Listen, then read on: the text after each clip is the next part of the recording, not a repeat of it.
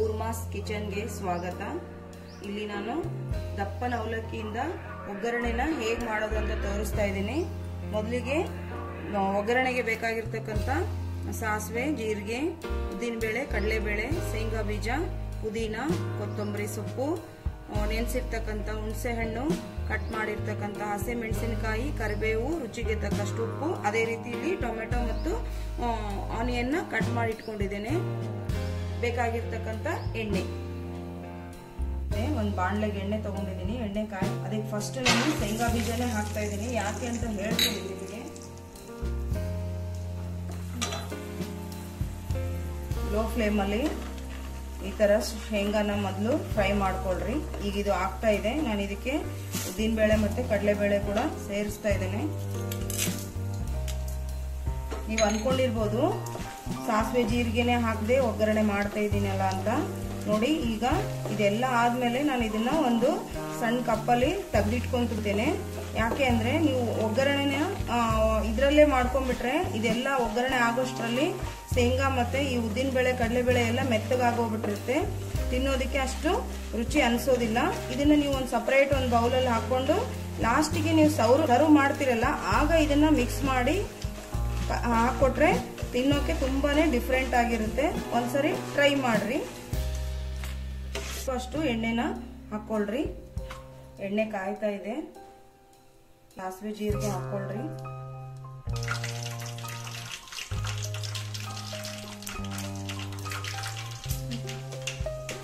ಮೆಣಸಿನಕಾಯಿ ಹಾಕ್ತಾ ಇದ್ದೀನಿ. ಕಟ್ ಮಾಡಿರ್ತಕ್ಕಂಥ ಆನಿಯನ್,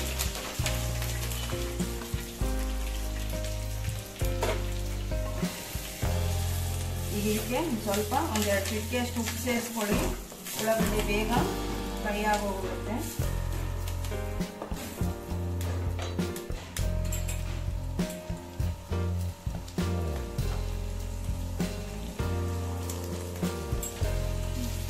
ಇದಕ್ಕೆ ಒಂದು ಪ್ಲೇಟ್ ಮುಚ್ಕೊಂಡು ಮೇಲೆ ಸ್ವಲ್ಪ ನೀರು ಹಾಕೊಂಡ್ಬಿಡ್ರಿ. ನಿಮಗೆ ಪಾತ್ರೆ ತಳ ಹುಟ್ಟೋದಿಲ್ಲ.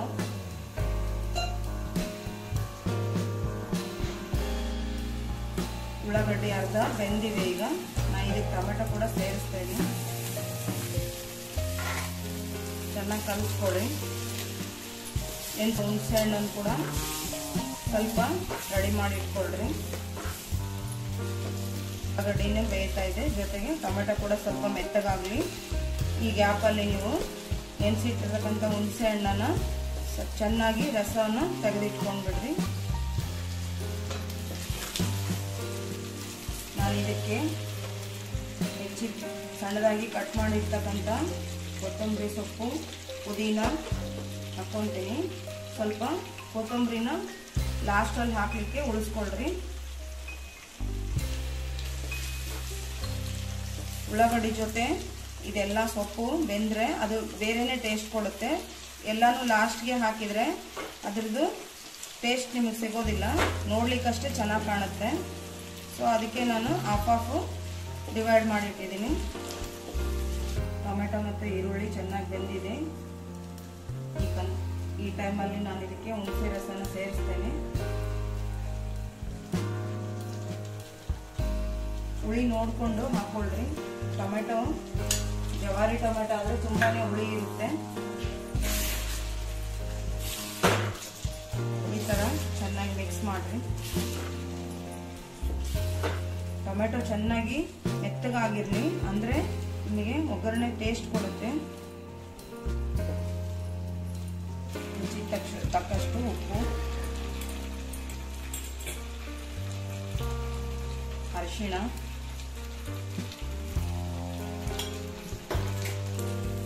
ಚೆನ್ನಾಗಿ ಮಿಕ್ಸ್ ಮಾಡ್ಕೊಳ್ರಿ. ಒಂದು ಟೀ ಸ್ಪೂನ್ ಅಷ್ಟು ಸಕ್ಕರೆ ಕೂಡ ಸೇರಿಸ್ಕೊಳ್ರಿ. ಟೇಸ್ಟ್ ತುಂಬಾನೇ ಚೆನ್ನಾಗಿ ಬರುತ್ತೆ. ಅರಿಶಿನ ಎಷ್ಟು ಹಾಕಬೇಕು ಅಂತ ನಿಮಗೆ ಗೊತ್ತಾಗದೇ ಇದ್ರೆ ಸ್ವಲ್ಪ ಮಾಡಿದ್ರೆ ಎಲ್ಲರೂ ಹಾಕೋತೀರಾ. ಬಟ್ ತುಂಬಾ ಒಗ್ಗರಣೆ ಮಾಡ್ತಿರ್ಬೇಕಾದ್ರೆ ಕ್ವಾಂಟಿಟಿಯಲ್ಲಿ ನಿಮ್ಗೆ ಗೊತ್ತಾಗಿಲ್ಲ ಅಂತಂದ್ರೆ ಈ ಕಲಸಿರ್ತಕ್ಕಂಥ ಸ್ಪೂನ್ನ ನೀವು ಈ ಒಗ್ಗರಣೆ ಒಳಗೆ ಈ ತರ ಟಚ್ ಮಾಡಿದ್ರೆ ಅಲ್ಲಿ ನಿಮಗೆ ಅರಿಶಿನ ಕಾಣಿಸುತ್ತೆ. ಅಷ್ಟು ಕಲರ್ ಸಾಕ ಅಂತ ನೋಡಿಕೊಂಡು ನೀವು ಅಡ್ಜಸ್ಟ್ಮೆಂಟ್ಗೆ ಇನ್ನು ಸ್ವಲ್ಪ ಬೇಕಂದ್ರೆ ಹಾಕೊಳ್ಳಿ. ಲಾಸ್ಟಲ್ಲಿ ಸ್ವಲ್ಪ ಸಕ್ಕರೆ ಕೂಡ ಹಾಕ್ಕೊಂತೀನಿ ನಾನು. ಈಗ ಇದು ಆಗಿದೆ. ಈಗಾಗಲೇ ನೆನೆಸಿ ಇಟ್ಟಿರ್ತಕ್ಕಂಥ ಅವಲಕ್ಕಿಯನ್ನು, ದಪ್ಪನ ಅವಲಕ್ಕಿ ತಗೊಂಡಿದ್ದೀನಿ ನಾನು, ಅದನ್ನ ಇದಕ್ಕೆ ಸೇರಿಸಿ ಮಿಕ್ಸ್ ಮಾಡೋಣ.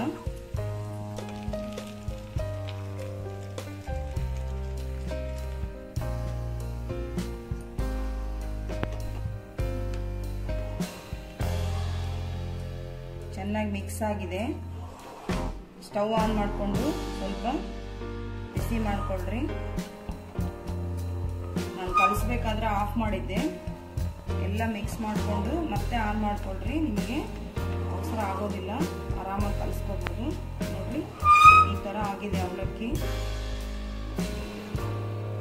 ಸ್ವಲ್ಪ ಬಿಸಿ ಆದಮೇಲೆ ಸ್ಟವ್ ಆಫ್ ಮಾಡ್ಕೊಂಡ್ರಿ. ಈಗಾಗಲೇ ತೆಗೆದಿಟ್ಟಿರ್ತಕ್ಕಂಥ ಶೇಂಗಾ ಮತ್ತು ಉದ್ದಿನಬೇಳೆ, ಕಡಲೆಬೇಳೆ ಒಗ್ಗರಣೆ ಮಾಡ್ಕೊಂಡು ಇಟ್ಕೊಂಡಿದ್ವಲ್ಲ, ಅದನ್ನ ಈ ಥರ ಹಾಕೊತಾ ಇದ್ದೀನಿ ನಾನು. ಮತ್ತೆ ಗಾರ್ನಿಷ್ಗೆ ಕೊತ್ತಂಬರಿ ಸೊಪ್ಪು,